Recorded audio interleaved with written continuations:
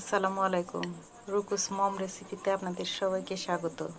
এই গরমে কোন খাবারটার কথা সবার প্রথম মনে আসে বলুন তো? আইসক্রিম। সেটাও যদি হয় খুব অল্প উপকরণে এবং বাসায় তৈরি, ভীষণ মজার খেতে, তাহলে তো কথাই নেই।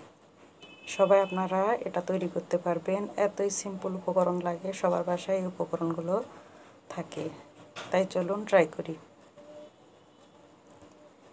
প্রথমে একটা পাতিলে নিয়ে নিলাম 1 কাপ চিনি। আমরা একটা লেমন ললি আইসক্রিম তৈরি করব, এর জন্য 1 কাপ চিনি আমি এখানে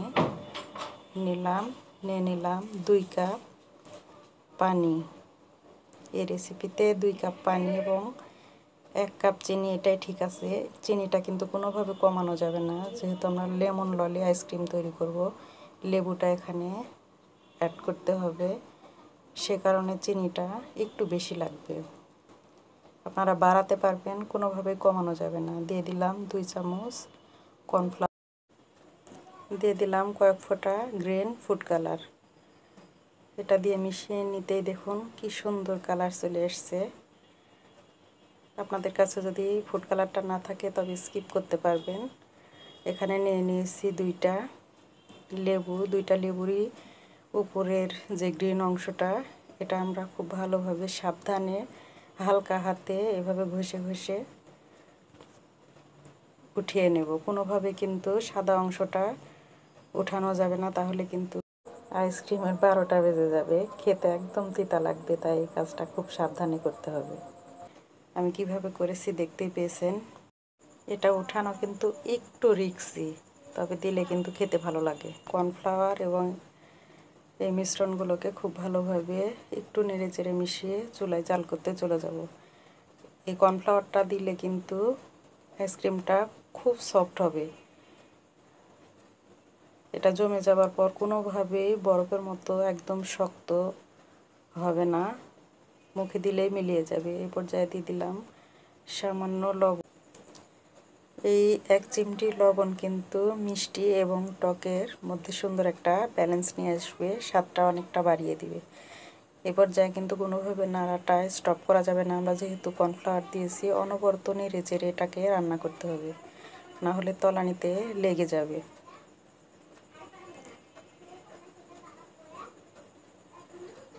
আমার রান্না করা শেষ। এটা একটু ঘন হয়ে আসলে আমি নামিয়ে নিয়েছি চুলা থেকে। দেখুন 2টো লেবু আমি রস বের করে নিয়েছি। এখানে আমার 1/4 কাপ মতো লেবুর রস হয়েছে। আমি পুরোটাই চুলা থেকে নামানোর পর কিন্তু লেবুর রসটা আমি দিয়েছি। এখানে দিয়ে দিলাম লেমন এসেন্স 1/2 চামচ পরিমাণ। লেবুর রসটা কিন্তু এই পর্যায়ে দিতে হবে, না হলে এর গুণাগুণটা নষ্ট হয়ে যাবে। গরম থাকা অবস্থায় এই মিশ্রণটা আমি ভালোভাবে ছেঁকে নিলাম। এই আইসক্রিমটা আপনারা মোল্ড ছাড়াও বানাতে পারবেন। যাদের বাসায় মোল্ড নেই তারা কি আইসক্রিম খাবেন না? মোটেও না। এই রেসিপিতে সেজন্য আমি দেখিয়ে দিয়েছি ঠান্ডা ঠান্ডা আইসক্রিম কীভাবে আপনারা সবাই এটা বাসায় তৈরি করতে পারবেন। এভাবে নেড়ে চেড়ে আমি খুব ভালোভাবে ঠান্ডা করে নিয়েছি। আঙ্গুল দিয়ে চেক করে নেবেন। পুরোটা ঠান্ডা হওয়ার পর মোল্ডে আমি ঢেলে নিলাম। এই মিশ্রণ সবটুকু আমার এই মোল্ডে ধরবে না, বাকিটুকু আমি এয়ারটাইট বক্সে করে জমাতে দেব। আমি এটা বিকালে তৈরি করছি। সারা রাত পর আমি মোল্ড এবং এয়ারটাইট বক্স দুটোই আপনাদেরকে বের করে দেখাবো। আপনাদের বাসায় যেরকম মোল্ড বা ছাঁচ আছে সেগুলোতে আপনারা এটা জমাতে দিতে পারবেন। দেখুন সারা রাত পর ফিরে এলাম। এটা কিন্তু খুব ভালোভাবে জমে গেছে। এটা আমি একটা সাইডে রেখে দিলাম 1 মিনিটের জন্য। এদিকে সুন্দরভাবে আমার বক্সেরটাও জমে গেছে। বক্স থেকে আমার ছেলে দেখুন জমার পর এটা একটু তুলে খেয়ে নিছে ভিডিও করার আগেই। জাস্ট তলে একটু চাপ দিলেই দেখবেন সুন্দরভাবে এটা বক্স থেকে বেরিয়ে আসবে। আমি এটাকে পিস পিস করে কেটে সার্ভ করব। দেখতেই পাচ্ছেন কতটা সফট হয়েছে। এটা মুখে দিলে কিন্তু মিলিয়ে যাবে, কোনোভাবে বরফের মতো কিন্তু শক্ত হবে না। সেজন্য কর্নফ্লাওয়ারটা অবশ্যই ইউজ করতে হবে। দেখছেন একটু প্রেস করলেই কিন্তু সুন্দরভাবে এটা মিশে যাচ্ছে। মোল্ড ছাড়াও এভাবে আপনারা তৈরি করতে পারবেন। মোল্ডেরগুলো 1 মিনিট বের করে কিন্তু অবশ্যই রাখতে হবে।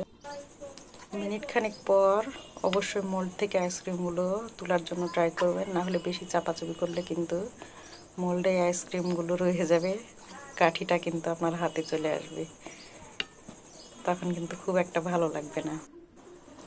এই লেমন ললি আইসক্রিমটা এতটাই মজার হয় যে মোল্ড থেকে বের করার জন্য 1 মিনিট অপেক্ষা করাটা একটু কষ্টকর, তবে করে নিলে কিন্তু মন প্রাণ সব কিছু একদম ঠান্ডা ঠান্ডা হয়ে যাবে। আজ আমি এটা মোল্ড ছাড়াও বানিয়ে দেখিয়েছি, কিভাবে আপনারা এর স্বাদটা উপভোগ করতে পারবেন, তাই অবশ্যই ট্রাই করবেন একবার।